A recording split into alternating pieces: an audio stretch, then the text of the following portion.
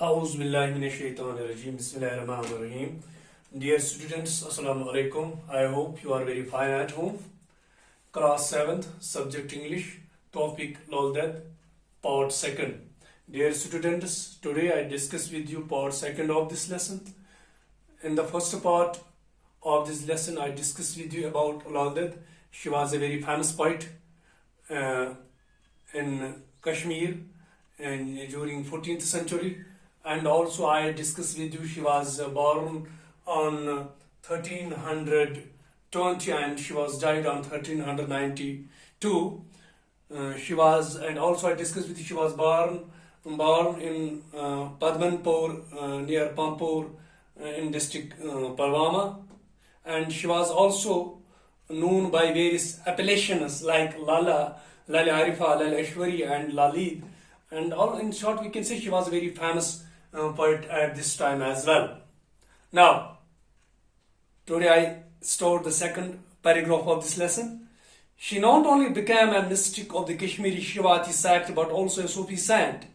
She created the mystic poetry called walks, literally sayings or speech. Each walk containing 4 lines is a short poem structured around a theme popularly known as Lal walks.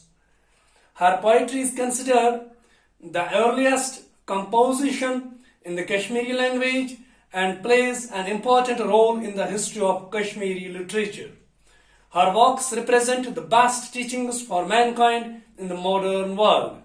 They inspire us to seek unity and harmony among the people of all religions and races. These works describe the relationship between man and God and the deepest urge of the human soul, that is to be one with the Almighty. In one of her works, she talks about the temporary nature of this world and advises people not to get overwhelmed by worldly pleasures and charms. Her poetry is rooted in humanism and is a treasure of wisdom, love, truth, peace, and eternal joy. It reveals the real essence of religion. Loldet greatly influenced Sheikh Nuruddin Wali, rahmatullah alayh, the famous Kashmiri poet, saint known for his great poetry. Now, this is the second paragraph of this lesson. Now, you can understand, she not only became a mystic of the Kashmiri Shivati sect, but also a Sufi saint. जो ये लालदे थी, ये शिविज्म से भी मुतासर नहीं हुई थी, बल्कि she not only became a mystic of the Kashmiri Shivati. ये कश्मीरी शिवाती जो थी, ये हता कि ये शिविज्म से बहुत मुतासर हुई है, लेकिन इसके अलावा क्या थी ये लालदेन, but also Sufi saint, ये Sufi saint भी थी. Sufi means a member of an Islamic religious group. जो Islamic religious group होता है, इसके member थी, उसको बोलते हैं सूफी. हता कि एक सूफी सैंट भी थी कौन? लालदेन. She created the mystic poetry called walks, literally sayings or speeches.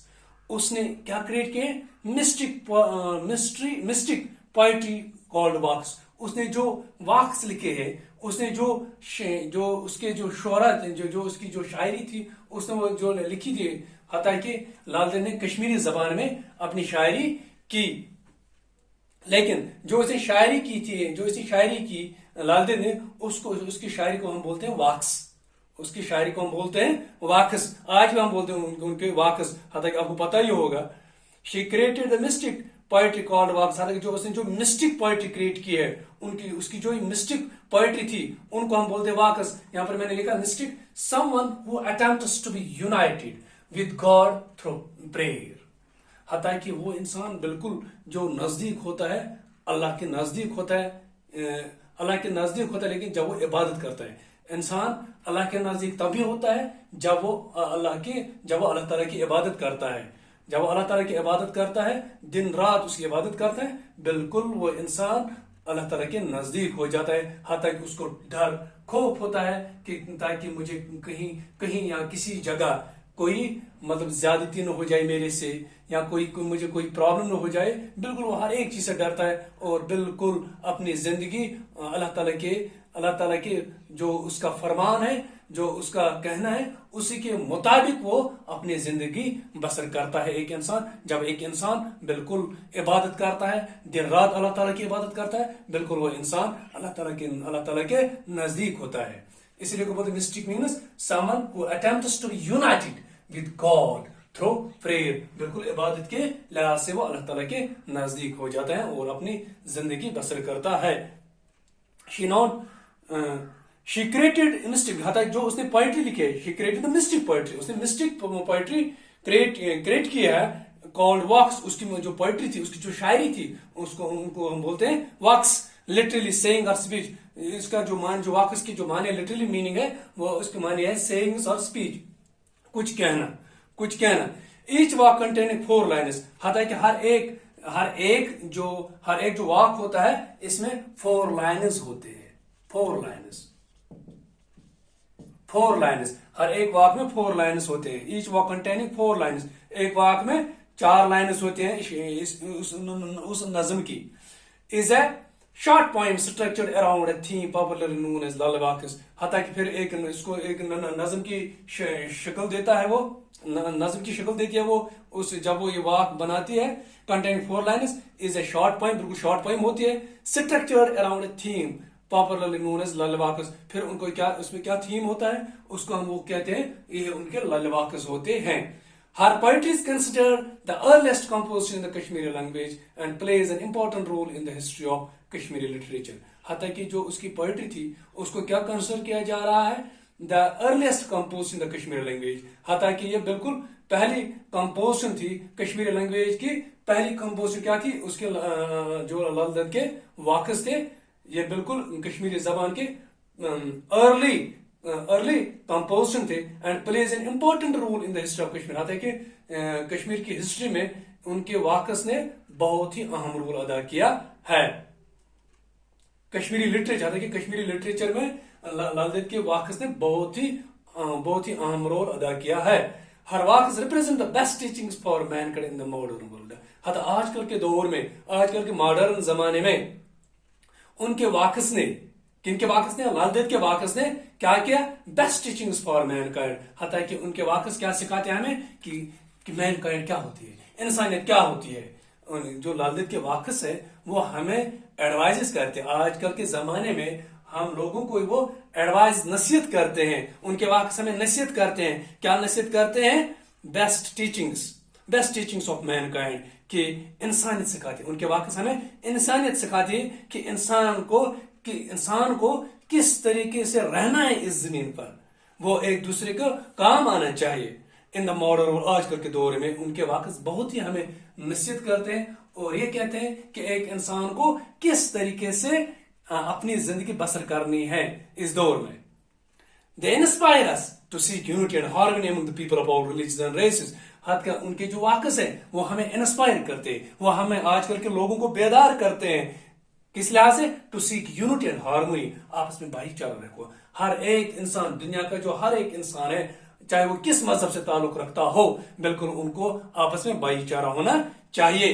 To seek unity and harmony. Harmony means brotherhood, peaceful atmosphere. آج کل کے زمانے میں جو لوگ ہیں ان کو پیسفلی رہنا چاہیے, بردرہڈ کے بھائی کی طرح رہنا چاہیے. لیکن آج کیا ہوا, وہ بالکل ہمیں پتا ہے کہ آج کل کے دور میں کیا ہو رہا ہے. ایک ملک دوسرے ملک کے پیچھے پڑا ہے, اس لیے وہ پیسفل ایٹماسفیئر, وہ بردرہڈ کہیں پر نظر نہیں آ رہا ہے. حتیٰ کہ جو لل دید کے واقعز ہے وہ ہمیں یہ سکھاتے ہیں کہ ہمیں بھائی چارے کی طرح رہنا چاہیے, پیسفل ایٹماسفیئر میں رہنا چاہیے. لیکن وہ بالکل آج ہمیں غائب نظر آ رہا ہے اس دنیا میں.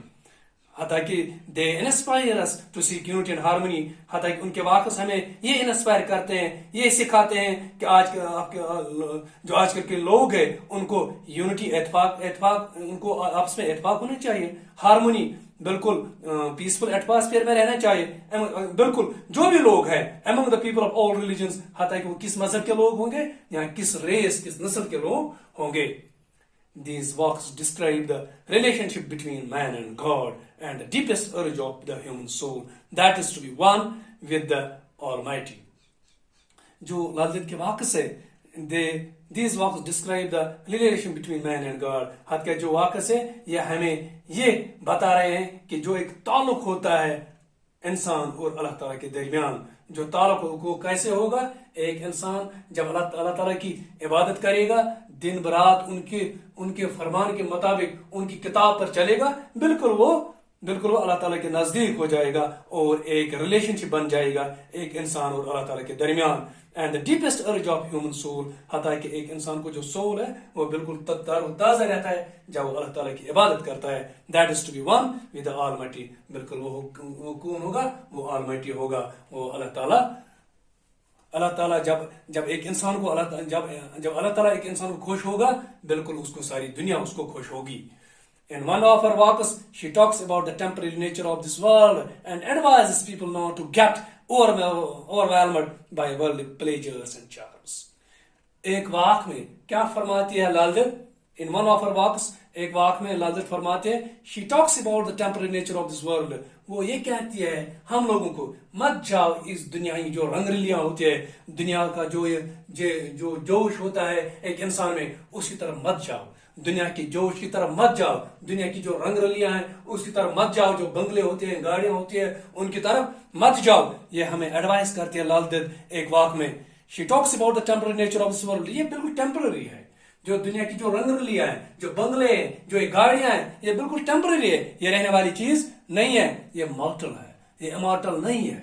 مارٹل کے معنی فنا ہونے والی چیز ہے. یہ دنیا کی جو رنگ ہے بالکل سب، جو بنگلے، جو گاڑیاں ہیں، یہ سب کچھ فنا ہونے والی چیز ہے.